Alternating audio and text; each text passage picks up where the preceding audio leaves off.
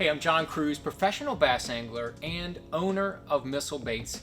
You know, I have been professional bass fishing for 20 years. I've been, bass fishing in general since I was a little kid. I have, fished all over the country, all over the world, and caught bass.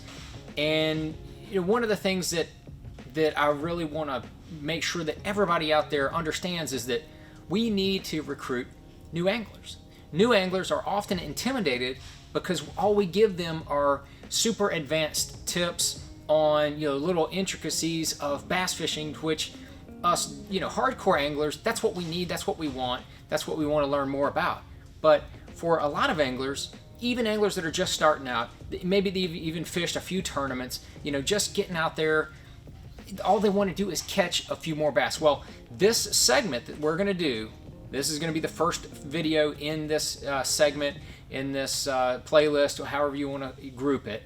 It's going to be beginner bass fishing. We're going to do a lot of beginner bass fishing tips. We're going to break it down, try to keep things very simple so that all bass anglers will hopefully relate and can understand what we're trying to do. And especially those beginners, those early ones, that people just getting started will understand what we're going to do. And the first one I want to talk about is that you see a lot of professional anglers out here with the bait casting reels. This is step 2 of the rod and reel combinations that I would recommend. The other is a spinning reel. Spinning reels are much easier to get started with. They have the spool faced this way. It's a little bit easier to cast. I would highly recommend for beginners to learn spinning reels and spinning rods first. Learn those first, get familiar with them before you move on to the bait casters. There's a lot of videos out there that will teach you how to use spinning reels, how to use bait casting reels, but I can tell you in general, you want to start out with the spinning reels. Just a couple tips to learn from that people may not go into is you don't want to use heavier line with spinning reels. The 10-pound test is an absolute maximum. Unless you're talking about braided line.